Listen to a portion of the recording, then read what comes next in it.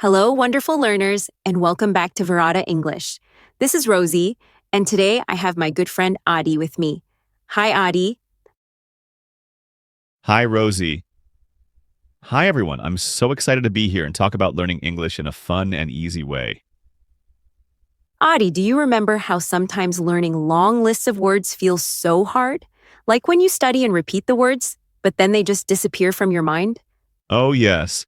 That fuzzy brain feeling is the worst. You try, but poof, the words vanish. It makes me feel a little sad and discouraged. Exactly. That feeling can make anyone feel very down. But guess what? There is a better way. Today we want to share two simple ideas that changed how we learn English words, making learning easier and more natural. That sounds amazing, Rosie. What's the first big idea? The first idea is all about making words meaningful.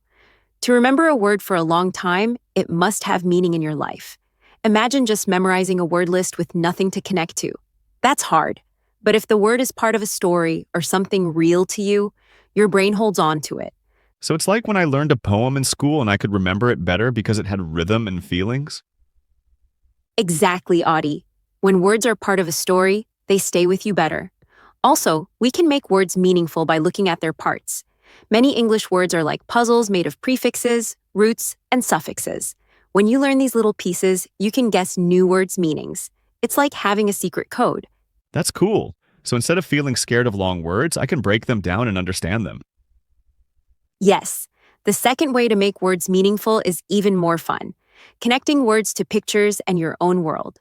When you learn a new word, don't just read its meaning. Look at a picture or find that thing around you. For example, if you learn enormous, go outside and see something really big.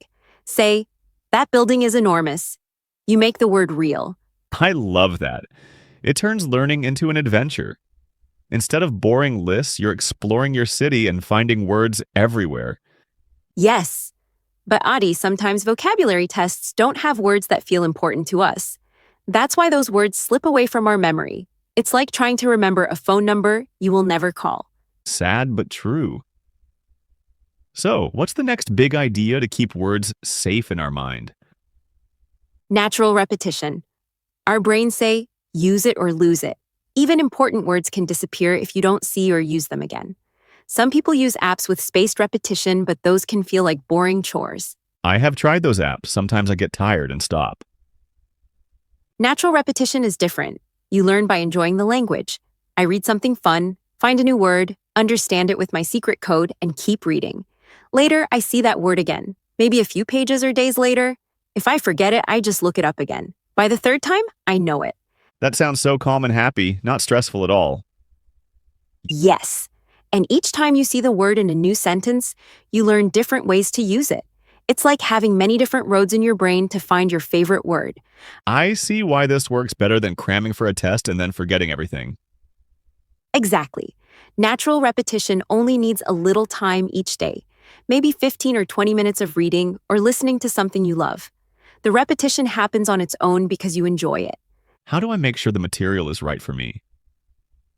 Look for books or videos where you understand about 80% of the words. That way, there are some new words, but you don't get frustrated stopping to check every word.